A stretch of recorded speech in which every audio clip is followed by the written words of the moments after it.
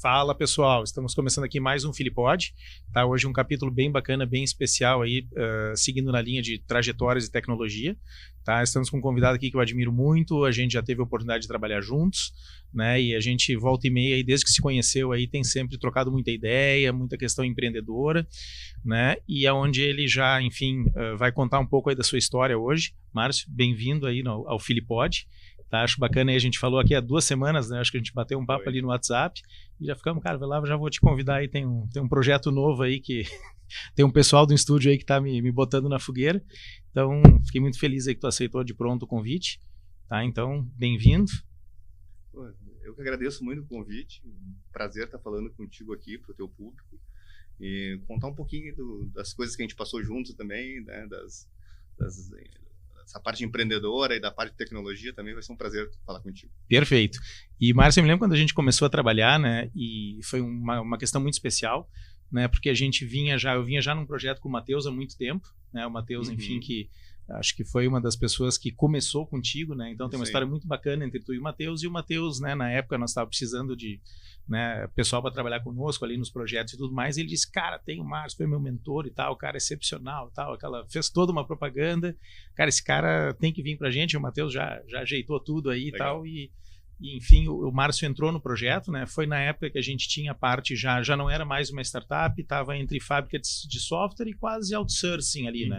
Eu acho que tu pegou essas 2 fases aí, né? E ali a gente conversou um pouco, entendi um pouco da tua trajetória, mas vamos lá, vamos fazer agora um rollback para o passado aí. Legal. Como é que o Márcio lá, né, nos seus anos primários aí de buscar uma profissão e tudo mais, como é que tu conectou com tecnologia? Tu começou como desenvolvedor, mas qual foi a tua conexão? O que te levou para essa área?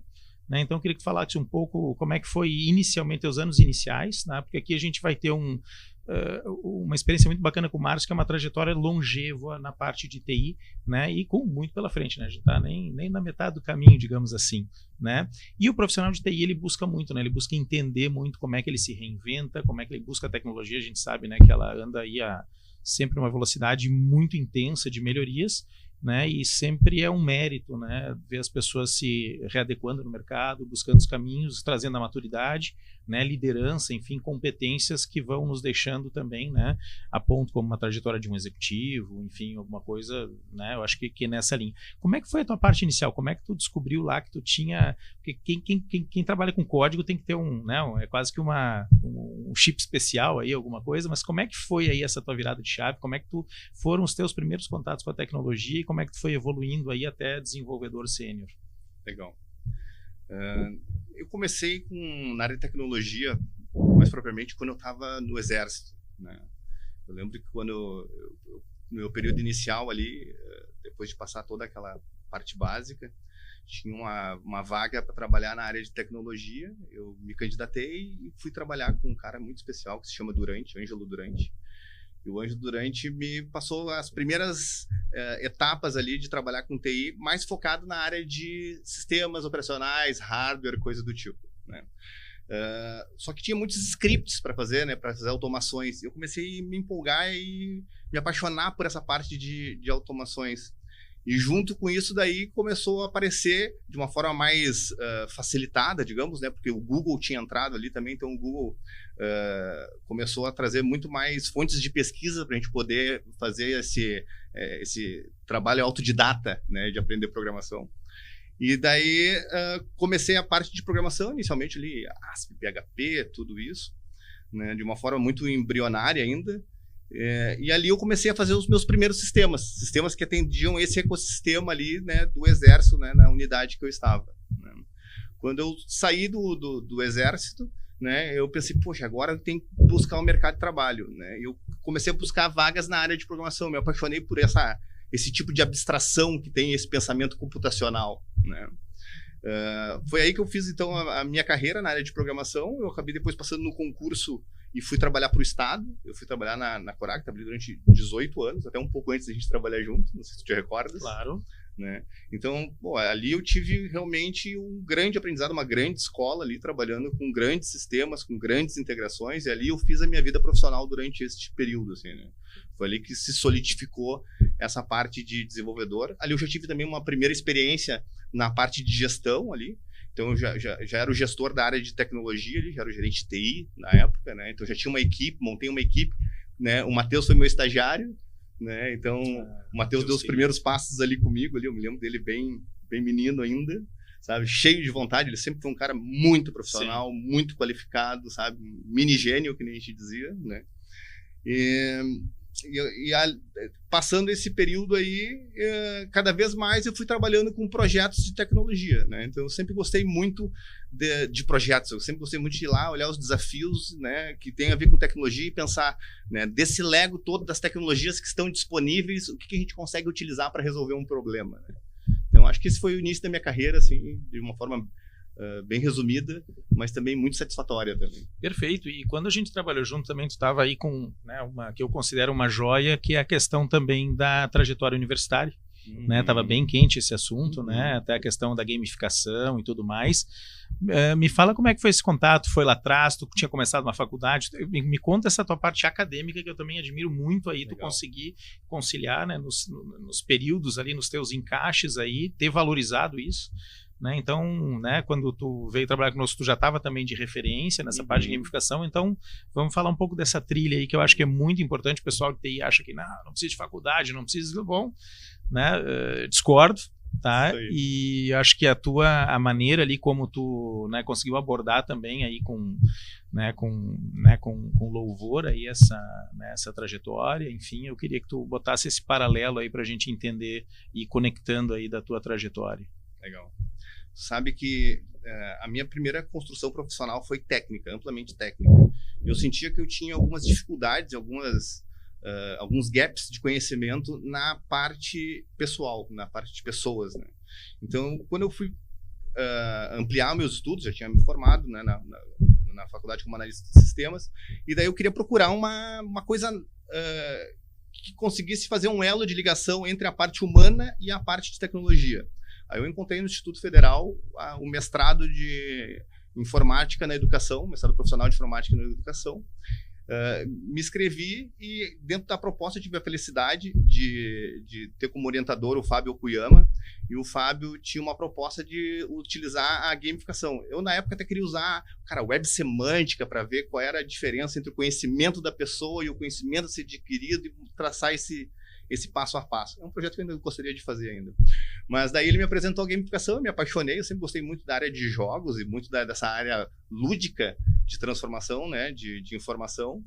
E eu me propus daí a ensinar, né, ajudar a ensinar a disciplina de linguagem de programação com o uso de gamificação como uma maneira de enganjar, motivar e principalmente favorecer comportamentos dentro dessa área acadêmica. Perfeito. Vou dizer que gamificação é a primeira vez que o termo surge aqui no Filipod. Legal. Né, a gente chegou a participar de um projeto juntos de gamificação, né, a gente chegou a desenhar um projeto para uma empresa, né, e eu queria que tu faz um pitch para nós aí, pega um tempinho, explica gamificação para o nosso público aqui, para o nosso ouvinte, né, o conceito de gamificação tem a ver com jogo, como é que é, o que dá uma porque a gamificação ela veio para ficar. Naquela época que a gente conversava, ela era, digamos, muito a bola da vez, né? Talvez o que o AI seja hoje, a gamificação era uma das competências, um dos frames ali que se falava muito, né, na área empresarial. Então, fala um pouquinho de gamificação pra gente, que é um assunto inédito aqui no nosso podcast. Legal. Eu gosto muito da parte de gamificação, principalmente em relação às práticas do dia a dia, né? Tem um autor, que é o John Zinga, e ele fala muito sobre jogos. Ele diz que os jogos estão presentes na nossa vida em tudo. Então, existe o jogo na política, existe o jogo na guerra, existe o jogo no amor, né? Então, apesar de muitas pessoas dizerem que não gostam de jogos, de alguma maneira ou outra, elas estão, digamos, dentro dessa mecânica de jogos, né? E por que eu falo dessa mecânica de jogos, né? A ideia da gamificação é trazer esses insights, esses pensamentos de jogos em áreas que não são jogos, né? Então, tu pode trazer isso na educação, no meio corporativo ou o que for, né? Então, quando a gente fala em usar, então, os pensamentos de jogos, a gente está falando de usar tudo. A colaboração, a competição também, não, por que não, né? Mas principalmente, né, esses desejos e essas estratégias que são pertencentes aos jogos e ninguém dá bola. Por exemplo, tem um conceito que eu gosto muito, que é o conceito de círculo mágico, né? Quando tu tá jogando ali, tu tá imerso, né? Cara, passar horas ali para ti parece que passaram minutos, né? Então, a outra coisa interessante é que o erro faz parte, né? Quando tu tá jogando, às vezes tu erra justamente para tu ver qual é a próxima coisa que tu tem que fazer. Então, todos esses conceitos, quando tu traz ele para a parte de educação, para a parte corporativa, né? Tu consegue melhorar a maneira que as pessoas trabalham e se motivam e se enganjam, né? Lembrando que engajamento, né, é enganjar as pessoas naquilo que elas querem e desejam junto com aquilo que tu quer fazer, né? A gente tem uma tendência a dizer assim, eu fiz uma campanha, as pessoas não enganjaram, né? Como se as pessoas magicamente enganjassem. Mas tu perguntou para ela se ela queria aquela campanha? Justamente, né? Tu perguntou para ela se era realmente isso que ela queria, né? Então, a gamificação vem como uma parte científica, técnica, né? E eu acho que por isso talvez a gamificação tenha caído um pouco no vale da desilusão, né? E tenha caído numa mesmice de todo mundo achar que eu botei pontos, emblemas e um quadro de classificação e é gamificação. Não, tu usou alguns elementos, né? Elementos. Tu não tem as estratégias, digamos, de um jogo mesmo, né? Então, a gamificação, para mim, ela se enquadra muito nesse sentido de tu usar os conceitos de jogos, e pode ser só partes deles, para tu realmente conseguir engajar, motivar e favorecer comportamentos das pessoas. Eu sou uma pessoa que, tipo, sempre que eu preciso de algum desafio, algum objetivo, vou botar aqui um exemplo aqui, que é uma vez em 2012, eu fiz lá o Caminho de Santiago na Espanha, né? Enfim, então eu tinha... Enfim, treinado algumas caminhadas, né? Na época eu estava com 36 anos e tal, estava numa condição legal. Disse, bom, né? Já tenho uma largada, mas não sei como é que é esse negócio lá, vou ter que descobrir, né? Claro que estudei, vi os trechos, enfim, comprei um livrinho, fui lá, peguei a cartelinha lá do Peregrino e tudo mais. Foi um período da minha vida onde eu pude fazer essa experiência aí que acho que durou 30 dias aí exatos ali de caminhada, né? E eu me lembro que eu cheguei no primeiro dia, né? Então, o primeiro dia lá a gente tinha que atravessar ali os Pirineus ali atravessando a fronteira França-Espanha. E eu botei minha mochila, peguei um lanche ali no que eu acordei, que eu tinha dormido naquela cidade ali na França, ali em Saint-Jean, e botei minha mochila e comecei lá. E aí já era subida na largada. Fui indo e tal. Quando eu vi, eu já estava esbaforido. Assim, realmente, eu pensei, mas peraí, sabe? E aí mas parei um pouco, né? Disse, vamos parar, vamos observar um pouquinho, dar uma descansada. Mas era o início do início, assim, sabe? Eu não estava falando ali de um trecho íntimo. Assim, meu Deus, eu vim para caminhar 30 dias aqui, vou ter um monte de obstáculo aqui e já estou pedindo água aqui na largada. E aí eu vi um pessoal até de mais idade passando por mim e coisa. Eu disse, não, peraí. Né, eu vou ver, então vamos tentar constância agora, né, porque aquela coisa, né, tu chega ali e tal, ali já morreu o fôlego, né? Então eu fui criando jogos na minha cabeça, né, e eu passei por vários desafios ao longo dos 30 dias, né, de dor, enfim, de alguma superação, alguma tendinite, alguma coisa do tipo, e eu ia botando sempre na minha cabeça, poxa, eu, né, me esforcei para vir até aqui, mobilizei um monte de coisa, né, enfim, empresa, filhos, o que fosse. Então eu precisava fazer aquilo, né? Eu precisava até o ponto de chegar a 3 dias, eu tive uma tendinite muito forte, né? E aí eu pensei, 3 dias de terminar, né? E era um desafio que realmente eu queria fazer ele íntegro, né? Sim. Pode fazer de carro, cada um faz do jeito que quiser, mas a minha condição era, né? Eu queria fazer ele, né? Por questão até de superação, de constância, enfim, tudo mais, tem partes muito monótonas. Então os jogos que eu criava na minha cabeça, né, era para conseguir chegar. E aí quando eu cheguei nesse momento aí, né, o pessoal que estava comigo disse, não, caminha mais um pouco, que a próxima cidade tem atendimento. Eu disse, não, eu me conheço. Se eu caminhar mais um pouco, eu vou forçar mais. Se eu receber atendimento, provável que vão me parar por um tempo, e eu não tenho esse tempo. Eu tinha passagem de volta, né, eu tinha um monte de coisa acontecendo, aquilo não era negociável. Parei um pouco antes, tinha um vilarejo, descansei um pouco antes também, conheci um pessoal novo ali, né, e aí tu é acolhido também, foi uma coisa que era bacana, mas eu me lembro que à tarde eu chorava no meu quarto, assim, dizia, cara, como é que eu não vou conseguir, né, já tô aqui, olhava as fotos e via foto da minha família, eu disse, meu Deus do céu. Mas no final do dia eu saí para jantar, no outro dia eu vou acordar um pouco mais cedo, né, e vou ver como é que eu vou estar, né, senti que dava para firmar o pé e minha dor era só nas descidas. Então eu disse, bom, já estou no final mesmo, eu vou descer um pouquinho inclinado aqui com o calcanhar aqui, inclino um pouquinho o pé, tá bom. né, conseguir alcançar o pessoal no outro dia, conseguir chegar, mas tudo com jogos na cabeça, tudo comparativos, porque a competição também é...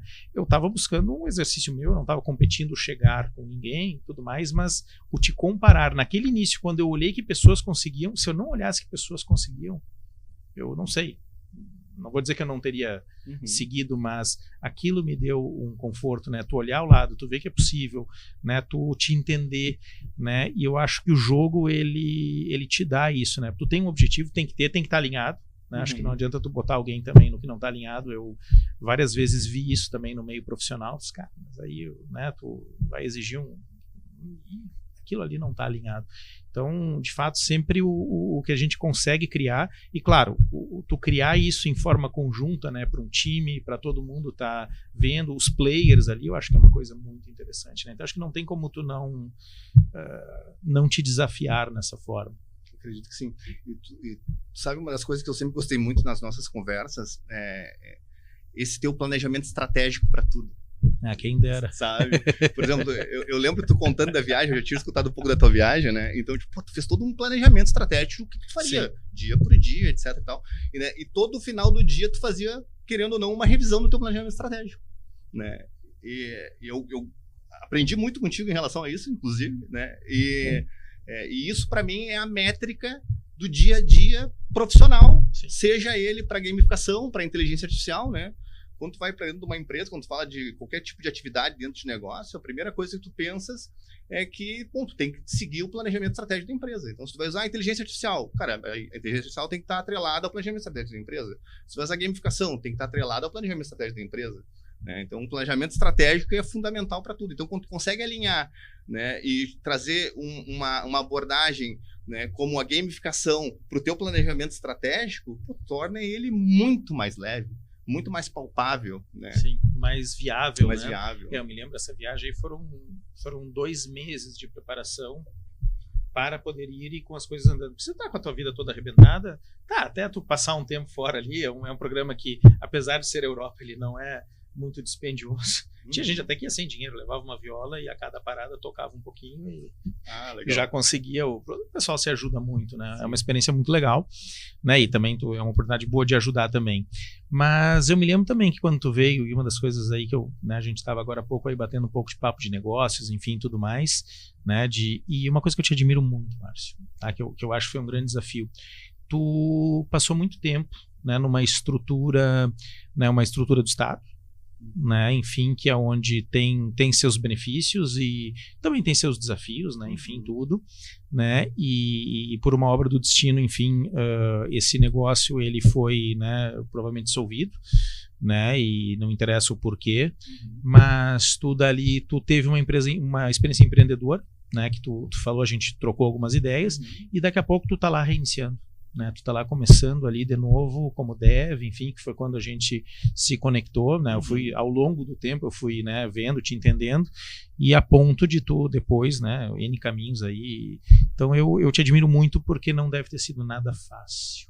Realmente. Nada fácil, né? Então eu queria que tu falasse um pouco aí do sentimento, do que tu passou, né, para dar essa virada também e ao mesmo tempo tu entendendo, pegando os aprendizados, o que isso te amadureceu, o que isso te botou como, né, uma pessoa mais segura, uma pessoa, né, mais... Porque a gente sabe que é difícil, né, o recomeçar, né, o buscar, e tu fez isso com muita honra. Né, enfim, e com o conhecimento, com as coisas que tu, né, ao longo do tempo ali foi buscando, eu tenho certeza que não foi um período fácil para ti. Com certeza. Né, mas eu queria que tu falasse um pouco aí da força, né, de como isso foi para ti aí. Sabe que a nossa história, né, a nossa caminhada faz com que a gente tenha uma visão maior ou menor diante de algumas coisas, né? Então, estar trabalhando no Estado durante tanto tempo, né, me trouxe uma possibilidade de me profissionalizar, né, o que eu achava fantástico, assim. Então, querendo ou não, né, o Estado, quando ele te contrata, ele só tem tu. Então, cara, se o projeto é grande ou pequeno, se tu é sênior, ou se tu é pleno, ou se tu é júnior, cara, é tu que é o projeto. Foi tu que passou no concurso, né? Então, ele trouxe essa possibilidade de eu me reinventar várias vezes ali mesmo.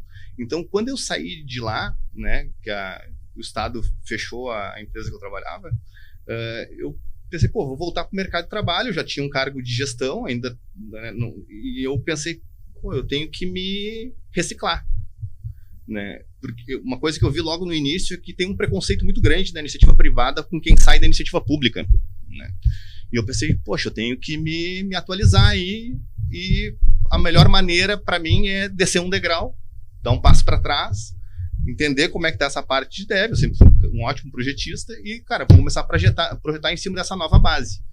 Foi daí que eu fiz a ligação pro Matheus, disse, Matheus, estou terminando meu mestrado aqui e tal, tô precisando de uma guarida aí, de um lugar aí para chamar de meu por esse período aí e tal, tu me dá uma ajuda? E ele, claro, o cara vem para cá e tal, ele falou contigo e eu vim para estúdio, né? Na estúdio ali a gente, pô, reorganizou bastante coisa na área de desenvolvimento, mexemos em bastante coisa de tecnologia, começamos a avançar em alguns projetos. Eu disse, poxa, legal, cara, isso aqui para mim tá fantástico. Esse recomeçar para mim foi doloroso mesmo, porque querendo ou não, né, dentro da visão que eu estava no momento, né, pô, era concursado, vou me aposentar por aqui, por exemplo. Hoje em dia eu fico pensando, nossa, como é que eu perdi tanto tempo no Estado, né? Não que o Estado seja ruim, mas principalmente pelo mundo de oportunidades mais divertidas e flexibilidade que eu tenho agora que eu não tinha antes. Mas eu vou te dar um ponto aí, tu te lembra, tu conheceu o Rui, né, o nosso mentor, sim, né? Eu e o Matheus tinham um grande apego por ele. Pô. Né, e o Rui foi um grande gestor público, né, ele teve uma trajetória na área petroquímica, né, enfim, e ele, né, foi um dos meus pais fora de casa, né, uma pessoa aí que eu pude beber muito, né, quando eu era guri da informática aí no escritório de advocacia aqui em Porto Alegre, ele era a pessoa sênior, né, ele era a pessoa que dizia, não, vamos ajeitar aqui pro Filipão, né, tal coisa, a demanda vai entrar por aqui, nós vamos padronizar aqui, eu aposto Filipão, ele que me deu, né, o endosso na época para ir montando, né, enfim, a parte mais de sistemas, para quando tu saía de um mero técnico, né, para alguém que estaria pensando já, né, em como otimizar toda uma estrutura. Não era uma estrutura grande, mas para mim, né, que vinha dos atendimentos, aquilo, né, era um uau. Né, tinha todo um glamour ali. E o Rui, ele dizia, né, ele dentro da trajetória dele, ele tinha uma vez ele foi chamado para uma palestra ou alguma coisa do tipo, e ele larga uma que ele diz o seguinte, ele diz, olha, todo gestor privado, ele é competente até que se prove o contrário, né? E o gestor público, ele é incompetente mesmo que se prove o contrário. Boa. Tá? Então o Rui passou por N situações e coisas. Eu também venho de origem, o meu pai também foi gestor ali no setor público na área de energia elétrica, né? E tive muito acesso na época os perrengues que ele passava e tudo mais, mas é um grande desafio, né? Meus amigos também, né, que hoje estão no setor público, na época, acho que agora alguns anos atrás, eles chegaram a me sondar, a dizer, Maurício, Filipão, tu tem que passar por uma experiência do setor público. Então, né, esse negócio aí que, né, tipo, um ou outro, ou o desafio, né, eu acho que vai muito da trajetória de cada um, das experiências. Claro que o setor público oferece coisas diferentes, muitas vezes, do setor privado, mas tá todo mundo aí lutando por competência. Eu nunca vi, né, as pessoas que eu conheço, que eu admiro, não interessa em que campo que estão, ou que viés tem, não interessa. A busca acho que no fundo a busca é muito a mesma. Existem os conflitos, né, as coisas, mas, né, eu muita coisa do setor público, assim, do que eu estudei, do que eu vi, eu disse, nossa, várias empresas também estatais europeias são muito eficientes ali, companhias aéreas, enfim, tudo mais, e sobrevivem, e até hoje, se fosse né, então tem que cuidar muito, né, com esse discurso, né, com essa questão. Acho que vão ter núcleos, vão ter bolsões, vão ter eficiências, e tem coisas também que, né, que são um pouco diferentes, né, em cada setor, né? É diferente eu daqui a pouco montar um negócio, alguma coisa, não é bem assim, né? Então eu acho que sim, é um pouco da maturidade que eu fui pegando também ao longo do tempo, né, que são áreas diferentes, mas que buscam muitas vezes são experiências diferentes. Claro que o empreendedorismo tem toda essa questão, né, vende-se um glamour também todo, que a gente sabe que também não é bem assim, né, mas como é que eu posso dizer assim, eu acho que é uma maneira ali de enxergar as coisas, né, que de fato tem preconceito para os dois lados e ao mesmo tempo tem muita coisa boa, né, acho que é como eu tenho a definição hoje aí, né. E eu vejo que agora, né, a gente está hoje, vamos falar um pouco aí da bola da vez aí, né, que é a IA, né, a gente também trocou uma ideia há pouco aí, né, eu sei que tu já está muito envolvido, eu acho que é um assunto, uma tecnologia ainda que tá ainda muito no... As pessoas ainda... Né, isso está incomodando elas, né, a maioria, quem ainda não teve uma experiência, acho que o GPT provavelmente, né, todo mundo já foi lá, já botou os seus prompts e tudo mais, mas todo mundo sabe que tem, né, N coisas acontecendo ao redor e tal, para plugar em negócios, né, enfim, e tudo mais. E me fala como é que está hoje a tua experiência com o IA, como é que está o teu, né, tu que vem ali desde o desenvolvedor, integrador, né, gestor, né, e hoje, né, a gente fala que IA, né, é plugado em tudo, nos processos e tudo mais. Como é que está a tua visão hoje dessa tecnologia? Como é que está a tua experiência? Fala um pouquinho disso aí para nós. Legal. Esse é um tema que eu tenho me dedicado aí nos últimos 1 ano e meio, mais ou menos. Desde que surgiu ali o ChatGPT, ali, eu tenho tentado trabalhar com ele, com as APIs deles e fazer integrações. Né? Aí, o que eu tenho notado bastante, Filipão, é que as empresas em geral, elas estão buscando que a inteligência artificial resolva os problemas dela. Então, geralmente as pessoas me chamam e dizem assim, cara, eu tenho um problema aqui para fazer e eu queria fazer uma automação desse processo com IA. O que eu tenho notado bastante é que as pessoas esquecem que a automação, ela precisa de uma ação. Tem que ter ação para automatizar ela. Né? E as pessoas, geralmente, elas querem automatizar. Então, elas não fazem nenhum desenho de processo, não fazem um planejamento estratégico, não fazem nada, elas querem sair utilizando a IA. Né? O que acaba sendo um problema, porque daí a gente está indo só no hype, e daí as coisas dão errado, e daí tu diz, é só hype e as coisas não dão certo. Né? Porque a IA é um pedacinho, né? E a LLM é 5% do negócio, né? Ela só te dá o próximo passo, né? Mas a qualidade dos teus dados de entrada, as tuas estratégias de automação, tudo isso influencia, né? Então, de um modo geral, eu vejo que tem o pessoal que utiliza o GTP só com prompt ali, e, cara, 90%, 80% das coisas dá para fazer com prompt, tá tudo certo. Né? O problema é que a pessoa faz o prompt, tem o resultado ali, e ela não tem o segundo passo, né? Que seria uma automação. Então, nisso, né, a geração Millennium agora, cara, se apaixonou pela IA e eles começaram a aprender tudo sobre IA, só que quando eles vão automatizar, eles não querem essa parte chata. Né? Por um outro lado, né, a gente tem uma bênção da tecnologia, né, que, assim como outras coisas começaram a ganhar mais popularidade agora, né, já eram notáveis, mas agora sim com popularidade mesmo entre os desenvolvedores, que é a parte no-code e low-code. Né? Então, hoje em dia, tu consegue fazer provas de conceito muito rápidas usando low-code e no-code com IA. Né? Então, cara, de uma hora para outra, tu coloca um agente no ar, né? De uma hora para outra, tu coloca uma automação no ar ali com um processo de IA, seja para fazer o papel de um humano, né? Ao ler um e-mail, a mandar uma mensagem, né? Então, mas uma das coisas que me preocupa um pouco, Filipão, é que as empresas, elas querem resolver os seus problemas e esquecem de dar uma olhadinha de como está a tecnologia, né? Quando me perguntam, às vezes, assim, qual é a área que é mais beneficiada pela IA? Né? As pessoas esperam que tu diga medicina, saúde, segurança, né? Eu sempre digo, cara, é pelo corte da tecnologia, né? A IA já faz muito bem ter uma base de dados ali e conseguir conversar com essa base de dados e fazer um RAG. Então, e construindo. Então, essa estratégia, essa técnica de RAG, tu pode usar ela em qualquer segmento. Né? Ela já faz muito bem essa compreensão de textos, né? De sentimentos e tal. Então, já faz a transcrição de áudio, transcrição de vídeos. Então, o mais interessante é que tu olhe o que a tecnologia está se propondo a fazer e como é que eu posso usar ela no meu negócio. Né? Ao invés de tu pegar e pensar que a IA é uma solução para tudo e que ela sozinha, por si só, tu vai dizer, resolva o meu problema. Ela vai sair resolvendo. Tu tem que conhecer muito bem o teu problema, muito bem o que tu faz e muito bem o que tu quer. Isso aí. Né? Para conseguir plugar, para conseguir fazer a interação.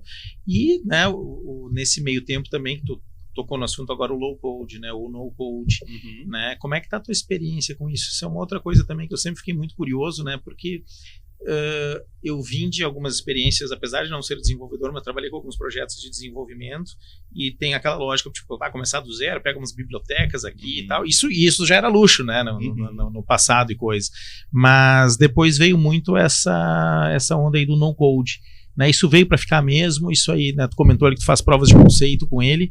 Fala um pouquinho pra gente ali até onde alcança isso, o que eu consigo fazer, né? É um drag and drop ali para criar como é que eu crio por exemplo, uma prova de conceito em no code, por exemplo, é uma plataforma, eu assino ela, como é que tu gera aí esse protótipo? Legal.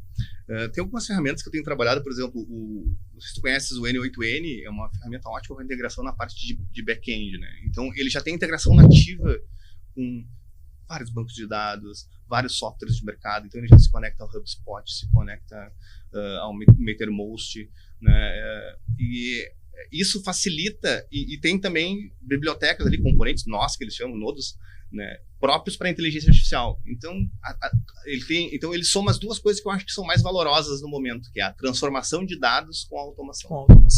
Sabe? Então, baseado nesses dois pontos, tudo que for de back-end, tu consegue fazer de uma forma fantástica. Fantástica mesmo, plugando em qualquer ferramenta de mercado e tal, e tu vai conseguir tudo bem. A parte do front para no-code ainda é uma coisa que eu acho que carece de melhoria. O Flutterflow já é uma coisa fantástica, maravilhosa, sabe? Já está entregando muito já o Flutterflow, né? Mas tem outras ferramentas tipo Tooljet, Directus, AppSmith, que são ferramentas no code para fazer, que tem a parte de interface, mas ainda é muito quadrada, muito, sabe? Tu ainda precisa de um esforço muito grande para aprender e tal. Tem então, uma curva de aprendizagem. Tem uma curva de aprendizagem. Mas eu chego a tirar muitas vezes um produto final, um produto... Sim, que com bastante qualidade, te digo assim, com bastante qualidade. Atualmente na grana aí, para tu teres uma ideia, nosso desenvolvimento é React Node no back-end e no front-end a gente usa React e Next. Nós agora estamos fazendo uma migração para o Flutterflow devido a os profissionais e a parte de segurança de renderização do Flutterflow também, né? Tu clica no botão direito do mouse, tu não consegue ver o código como tu consegue ver nas outras linguagens. Então, eles vão acaba se criando um conjunto de estratégias modernas, né? Que para quem vai fazer... Uma cesta, né? Quem vai fazer esse onboard agora, que está chegando agora, cara... O cara tem uma caixa de ferramentas para trabalhar, né? Sim. Tá, e aí tu que é um desenvolvedor raiz lá, começou da largada, foi se atualizando. Faz a diferença hoje, por exemplo, alguém que vai usar todos esses recursos, né? O cara que chegou no mercado agora, o cara que teve, né? Geralmente a pessoa de tecnologia, ela já vem com alguma afinidade, né? E a gente sabe que hoje, né, as crianças estão nascendo com a tecnologia na mão, né? Então hoje é nativo, mas é diferente, né? Alguém que opera, né, que está ali, sabe que a tecnologia vai estar embarcada em tudo, né? De alguém que vai para a área, né? E tu acha que faz falta hoje tu conhecer lá o bit-to-byte, o hexadecimal, toda essa parte inicial? Eu cheguei até aula na Data Control no início, lá na época de colégio, então tu tinha essa... de entender como é que a máquina funcionava, né? Como é que tu conversa com a máquina, né? A questão binária, a questão das instruções, né? Que um processador não nada mais é que um sim, não... bilhões de vezes por milissegundo, enfim, que essa tecnologia... Tu acha que faz falta hoje, tu acompanhando a turma mais jovem aí, como é que é a tua visão nisso aí, né, dessa base aí, o que a gente tem de recursos hoje, essas coisas fantásticas? Legal. Eu acho que faz muita falta. Vou te contar uma coisa. Não esperava uma resposta diferente. Antes do no-code, eu já tinha uma dificuldade muito grande quando a gente ia contratar um desenvolvedor, e a gente contratava ele, o cara era bom de código e tal, e o cara não conhecia o Windows, não conhecia Linux, ele não sabia o que era uma estrutura de diretório. Então, esse nato digital, né, que sai fazendo... Ele sabe que é uma pasta. Ele sai fazendo com um gap de aprendizagem muito grande. Então, eu me incomodo um pouco quem vai direto para no-code e acha que é a solução para tudo também, né? Sendo que daí tem algumas coisas muito simples que os caras fazem um caminho de ir à lua e voltar, que às vezes era, cara, uma linha de código que ele botava ali para fazer uma otimização, sabe? Então eu te digo assim, o cara que é desenvolvedor e vai para o low-code, ele é rei pro no-code. Ele é rei, porque ele sabe o detalhe para mudar, né? Tem um amigo meu, o Thiago, que é da Bupping, e o Thiago, ele trabalha com Genexus há muitos anos, né? E o Genexus agora foi comprado há pouco tempo por uma outra empresa mega internacional. E durante muito tempo o no-code ele era meio ridicularizado pelos programadores. Todo mundo já, não, eu quero codar. Sabe aquela história do cara que o cara tem um carro de câmbio manual e ele diz assim, eu nunca vou querer um carro automático. Sim, porque nunca dirigiu um carro automático também, então para que ele vai querer? Ele nunca fez uma viagem longa com um carro automático, sabe? Então eu acho que é um pouco disso, assim. Sim. Né? Mas em compensação também, né, surgem esses gaps aí de conhecimento das pessoas e já para uma plataforma com um nível de abstração muito grande, onde ela não conhece a tecnologia que está por baixo, né? Sim. E daí, quando ela precisa de alguma coisa que é no detalhe, ela não consegue fazer, porque ela só sabe clicar e arrastar. Sim, exatamente, um ajuste fino, alguma coisa do tipo, e tudo depende do recurso que a plataforma te oferece também, né? Existe a limitação, não dá para dizer que não. Claro que a tendência é que ao longo do tempo ela vá cada vez, né, com os issues, né, com as coisas que vão acontecendo, né, a plataforma vai buscando também entregar aqueles ajustes, enfim, né, porque a gente sabe que desenvolvimento é um caminho sem fim, né, desenvolver uma solução, né, e a solução ela vai viva na empresa, né, e a empresa está viva, então, né, não existe uma solução perene ou alguma coisa que eu bote, nem como plataforma, nem como sistema, né, a gente sabe que, né, a inovação ela tem que estar todo dia ali, vai ter coisa acontecendo, ela vai ter que se adaptar, né, e aí, né, como tu vai, e claro, né, é o que se sofria também no código, né, porque um código mal feito, um código com problema, um código defeituoso, né, fazer uma alteração, fazer um ajuste, uma otimização ou um aumento, né, é o problema que dá, e por isso que, né, o arquiteto de software, né, então ele tem que ter uma visão, né, daquilo ali, né, e eu acho que essa parte aí realmente é o estudo que vai te dar, né, o entender, é um trabalho de equipe, um código não é só fazer um tricô lá, né, tem todo um aprendizado, e ele vai sendo aprimorado também ao longo do tempo, né, as próprias práticas de clean code, né, justamente é para tu realmente ir vendo ali, pô, essa linha já não tá bom, tu vai, é uma melhoria contínua, né, o coder ele vai vendo aquilo ali, vai atualizando, e hoje está tudo integrado também, né, Márcio, tipo, a gente vê ali, às vezes tu vai integrar uma solução com uma API, né, tudo conversa com tudo hoje, né, impressionante, né, os hobbies que eu tenho ali, a parte de retro gaming e coisa, então tu pensar em N tipo de boards, né, mais de 100, 200 tipos de videogame, disso que for, tu roda no emulador, então é muito poderoso o meio que a gente lida, né, muito, né, como é que eu posso te dizer assim, eu acho que o interesse na programação ele já vem do poder, né, que ele te dá, de tu ver, poxa, eu posso, né, na nossa época também não tinha esse frenesi hoje que tem, né, do Vale do Silício, dessas coisas, o cara montar uma rede social, isso, aquilo, mas mesmo não tendo isso, a gente via o poder, né, tu entendia o poder de tu escrever umas linhas ali e o computador, a máquina obedecer comandos, né, então isso acho que é uma coisa muito bonita, é uma coisa muito, só isso, né, tipo, isso por si só já é digamos, um ingrediente ali para a pessoa, né, ir atrás, ver o que dá para fazer, né, então é diferente de profissões tipo, sei lá, talvez o direito, a medicina, enfim, aonde tu tem que ter toda uma iniciação, tu sabe o que o advogado faz, o que o médico faz, mas para tu poder vivenciar e coisa, então tem uma trajetória, né, um trajeto diferente, né, muito mais, com muito mais barreiras, né, até tu chegar, e a tecnologia ela te permite isso, né, permite que tu consiga hoje com qualquer acesso já experimentar, já começar alguma coisa. Verdade. Depois, né, mas então isso é o fantástico dessa área, né, e até ela não ser regulamentada, né, ela permite, claro que, né, se uma empresa vai te contratar, isso vai querer a certificação, vai querer o curso, né, eu vou contratar uma empresa, alguma coisa, né, isso aí, mas tu poder entrar nela, né, ela não ter barreiras e aí tu poder se desenvolver, né, eu acho que é uma coisa, a gente viu aqui, né, pessoas se desenvolverem. Verdade. Né, bacana, e que hoje estão muito bem, enfim, e isso é uma coisa que, sabe, às vezes você chegar sem um curso superior, até às vezes sem um curso técnico, mas saber que ela já pode atuar.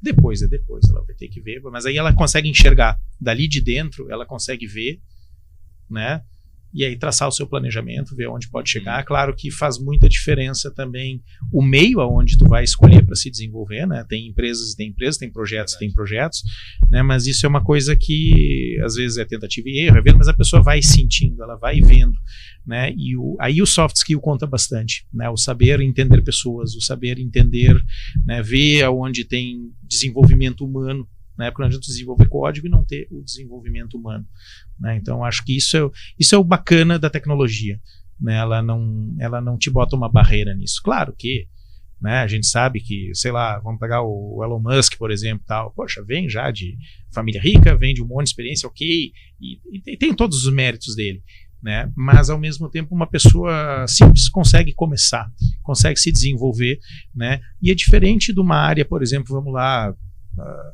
ser, por exemplo, um jogador de futebol ou alguém de esporte, enfim, alguma coisa que também o funil é muito estreito, né? É para poucos, mesmo assim é para poucos, né? Seja no atletismo, qualquer esporte que for, na música, são caminhos muito mais restritos, muito mais nichados, né? E a tecnologia não, né? A tecnologia tem essa beleza, né, de tu poder ver, hoje é muita coisa com imagem, né? Muita coisa, a gente já contou aqui a história do pessoal do Câmera 4, né, então tu poder rapidamente, né, pegar um gosto, ver o potencial. Eu me encantava com, por exemplo, tipo, mostrar uma imagem na tela, fazer uma linha de código, alguma coisa.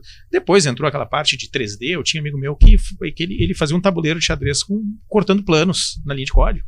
e renderizava lá, saía, né? Então isso sempre foi um fascínio, né? Eu ver o que tu era uma saída na época visual, tinha uma impressora ali, alguma coisa, mas hoje, né, a saída do digital ali tá para todo lado, né? Mas ela segue sendo uma experiência, como é que eu posso te dizer assim, né? Que tu tira do vídeo, né, da imagem, do pensamento, né, nas regras de negócio, né? Então hoje a teia que se criou aí é um troço fantástico, né? Um troço impressionante, eu diria, né? E dentro dessa linha de tecnologia, tu também foi buscando ao longo do tempo afinidades com a área de crédito, né? A gente teve uma experiência parecida também, né? Nós estávamos juntos aí, foi quando tu saiu do projeto aqui da estúdio, né? Na época, e a gente, acho que quase que no mesmo tempo, a gente foi chamado aí para 2 projetos aí de fintechs, enfim, na área de crédito, né? Eu, no caso, na Tá no Bolso, tu na Ticred, né? A gente se viu em feira, se viu no Summit aqui em Porto Alegre, enfim.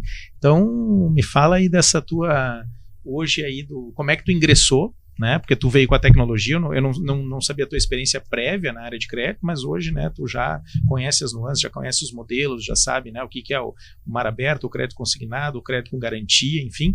Então, fala agora para nós aí dessa conexão aí na área de fintechs e crédito, que ela é muito sexy, né, na área de tecnologia, né, muita gente busca, né, esse caminho, até pelo glamour, pelo mexer com transações, né, dinheiro. Na época também, a gente teve clientes aqui, né, na época na Studio Coder, a gente teve, eu falo aqui porque a gente está no prédio aqui, tá, onde a gente operava, né, e a gente já estava atendendo, né, clientes aí com a parte de transações, né, com a parte, enfim, de meios de pagamento, né.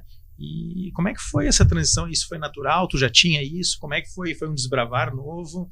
Né? Foi um desconhecido aí? Conta aí como é que foi desse fork aí na tua trajetória. Quando eu entrei, fui convidado para participar do projeto da Tecred, eu ainda não tinha experiência com a área de crédito ainda. E ali foi a minha escola da parte de crédito ali. O Gelson e o Gustavo, que as 2 pessoas que estavam à frente do projeto, são pessoas que já lidavam com isso há muito tempo, já tinham esse business há muito tempo. E daí queriam fazer uma plataforma que englobasse o negócio deles, que era analógico, para a parte digital, né? Como criar produtos digitais, criar projetos de produtos digitais sempre foi o meu forte, né? Para mim foi uma consequência muito natural, só era de crédito. Mas a parte de crédito eu aprendi com eles, foi uma grande escola ficar na Tecred ali, né? A Tecred, ela era uma empresa, é uma empresa de crédito para financiamento de veículos usados, com funding próprio. Então a gente buscava dinheiro no mercado a uma taxa de juros, botava um pouquinho a mais e ganhava no spread, né? Então era um negócio fantástico, só que precisa de muito volume de dinheiro para girar, né? E também aprendi bastante coisa sobre a parte de segurança, né? Porque, cara, tem crédito, tem dinheiro, tem fraude. Tem fraude, exatamente. Sabe? Então o fato de tu pegar dinheiro emprestado para emprestar, tu estava sempre devendo dinheiro, né? Então toda hora tu tava rico e pobre, né? Pegava 10 milhões, largava 10 milhões no mercado, buscava com chapéu de novo, agora eu quero mais 10 milhões, conseguia 10 milhões, largava no mercado. Sem muita margem para falhar, né? Porque sem muita. Então, cara, qualquer deslize nisso é um problemaço, né? Esse negócio continuou e a gente entendeu que a gente tinha que mudar o nosso modelo de negócio e montar uma outra coisa. E foi aí que surgiu a Granaí, né? A Granaí é uma empresa, uma fintech especializada em crédito para antecipação de recebíveis ou crédito fumaça, que é quando tu não tem os recebíveis já para ti, mas tu tem uma previsão de recebíveis para o futuro, então tu cede os direitos creditórios desse teu futuro para o presente, né? O Arthur Simoneto, que é o nosso CMO, ele usa uma frase que eu gosto bastante, a gente vai usar de slogan provavelmente, que é o seu dinheiro do futuro hoje, sabe? Então a ideia é mais ou menos essa. Então, só que agora a gente tem alguns fundos plugados de uma ponta e a gente precisa de estabelecimentos comerciais para a gente emprestar esse dinheiro, né? Então, no momento, a gente está trabalhando com a tese baseada em recebíveis de cartão de crédito, né? Crédito e débito, né? Recebíveis de cartão. E agora tem uma outra oportunidade que está surgindo no mercado, não sei se tu ouviu falar, que é a parte de duplicatas escrituradas, né? Explica um pouquinho para nós. A grosso modo é como se tivesse uma fatura, quando alguém emite uma fatura ali de uma ordem de pagamento para ti, se tu pudesse pegar essa ordem de pagamento e negociar. Então tu imagina que tu vendeu para o Zafra, o Zafra vai te pagar daqui a 90 dias, 30 dias o teu acordo. Né? Assim como tu faria com um cheque antigamente, tu pega essa duplicata escriturada, ela vai estar num arranjo de pagamentos dentro de uma registradora, como se fosse um cartório digital. Sim, vai ver a credibilidade ali do credor. Isso aí. Daí tu vai visualizar aquilo ali, então não é o papel que ele está te mostrando, vai visualizar nessa rede, né? Agora, no futuro já, blockchain, mas tu visualiza nessa rede e tu diz, cara, eu vou botar um contrato nisso aqui agora, então esse crédito agora, ele é meu. Vou trocar a titularidade dele, ele é meu. Né? E se ele valia 100, eu vou te pagar um pouquinho menos. Né? Agora à vista e o dinheiro fica comigo. Bota um deságio ali que é para justamente aí, o cara ter o dinheiro na hora e depois, né, se eu avalio lá que né, no caso quem vai pagar aquele título, né, né, deve ter um ranqueamento ali de confiabilidade, enfim, onde se aquele título está elegível, né, que eu vou receber lá, eu tenho uma garantia boa pela credibilidade daquela empresa, daquela instituição, né, eu compro isso aqui antes, pago a pessoa que vai receber, né, o credor, e aguardo lá, porque é um dinheiro aí, né, que, dadas as regras de credibilidade, entende-se, né, que tem uma probabilidade boa dele vir a compensar. Por exemplo, se tu vai pegar uma duplicata, né, de um ente conhecido, né, Zafra, Gerdau, ele tem um nível de liquidez e uma garantia ali. Exatamente. Que tu vai, cara, é o filé, tu vai querer aquilo. Bom, se vai ser, sei lá, da 1, 2, 3 milhas, bom, talvez tu já tenha um pouquinho mais de receio. Já, né? E daí né? Quanto maior o risco, maior o juro, né? Teu juro vai ser maior também, né? Mas o mercado está de olho principalmente não nos recebíveis de cartão de crédito duplicadas que já estão performados, ou seja, que já te devem, porque isso aí virou um pouco de commodity também. Exatamente. Né? Mas principalmente nesse que a gente chama de crédito fumaça, né? Que é olhar o teu futuro daquilo que não está performado ainda e eu te ceder, então, esse dinheiro em troca dos direitos creditórios dessas obrigações de pagamento. Obrigações de pagamento. Tu sabe que eu estava conversando uma vez com o Fabiano, um amigo meu, que trabalhou muito tempo no Sicredi, né? E o Sicredi tem um modelo hoje, porque hoje tu tem, por exemplo, as plataformas, né, de crédito e tudo mais, e o Sicredi ele tem um modelo que é de crédito onde tem muito, né, ele tá onde estão as pessoas do crédito. Então, geralmente tu toma chimarrão com o cara, tu conhece a família e tal, né? E também diz que tem uma avaliação de crédito também que ele comentou que é caráter, né? Tu vê aquela pessoa, mesmo que ela seja simples, humilde, coisa, mas ela vai dar um jeito, ela não tem o costume de ficar endividado. Assim como tem gente que usa, né, a questão de tipo, poxa, mas eu, né, tenta ver, esconde aqui, bota ali, tem de tudo, né? E hoje, como é que tu faz isso eletronicamente, né? Por exemplo, numa plataforma, né? Tipo, tu não vai conseguir tomar chimarrão com todos os teus clientes, mas como é que isso é levado em conta hoje, né? Essa questão ali de avaliação ali do caráter, como é que é esse track record daquela pessoa, né? Eu saber se esse cara ele é habituado a mesmo atrapalhar, mas ele vai manter aquilo ali, ele não vai se opor, porque a gente sabe que o certo é tu quitar. Pode até em algum momento, poxa, né, com as pernas e tal, tu vai buscar uma negociação, ver, enfim, né? Acho que sempre, né? Mas ninguém gosta de deixar a coisa aberta. Né, mesmo, né, eu acho que é uma coisa aí que é natural, acho que eu diria que é natural do ser humano, tá? É melhor se ele conseguir quitar, né? Quem ou não consegue por incapacidade ou por ter virado as costas, eu acho que vai fazer algum mal ali, mas hoje tem muito isso, né? Tem muita gente honesta, né? Muita gente que, como é que hoje vocês enxergam nessa parte de, por exemplo, de plataformas, né, no online, né, eu consegui ranquear também por esse quesito, por exemplo, né? Ele é mandatório, isso é tratado, aí eu te pergunto para saber, que é uma curiosidade minha, né, hoje nesse mercado aí de mais escala, né, ou de mais de front digital, né? Porque hoje não se fala mais, hoje vai abrir uma instituição financeira, tu não abre mais agência, tu não tem mais, né, isso aí, quem tem, né, quem mantém, vários, né, principalmente os bancões têm eliminado muito a ponta, né, enfim, tem modelos também que surgiram, assim, o próprio Agibank, né, que é aqui do Sul, né, que veio, é um baita de um case aí de crédito, né, de crédito aberto, inclusive, né. E como é que é tratado hoje isso no meio digital, né? Isso é levado em conta, não é? Existe um ranqueamento para isso? Existe um BI nisso? Como é que funciona? Sabe que para o crédito do que está performado, que é o que todo mundo chama de filé, né? Ou seja, aquilo que tu vendeu no cartão em 10 vezes. Né? Aquilo então, que já tem um consignado, isso, qualquer coisa que tu tem uma ali, garantia maior. A garantia é grande, o juro é pequeno, então, sim, cara, isso, por si só a garantia basta. Né? Quando tu parte daí para um crédito fumaça, né? Um crédito daquilo que está a performar, que tu não tem ainda aquele registro não lá, tem na garantia. Tu é obrigado a usar um motor de crédito. Né? Daí esse motor de crédito vai depender do tipo de garantia que tu vai construir. Por exemplo, quando nós tínhamos a Tecred lá, nós tínhamos um motor de crédito, cara, que verificava Serasa, cara, outros tipos de endividamento, SRC do Banco Central, tudo, e-mail, telefone, tudo. Então, a gente fazia um raio-x mesmo e o veículo ficava como garantia. Então, a garantia era o veículo. Então, se tudo desse errado, tu ia lá e pegava o veículo de volta. Mas ainda assim tem um estresse todo de tu ir, sabe? Perde. Cara, perde. Não ganha no final das contas. Não é bom. Não é bom para ninguém. Nem para quem que perdeu, nem para quem emprestou o dinheiro. Quem tem né?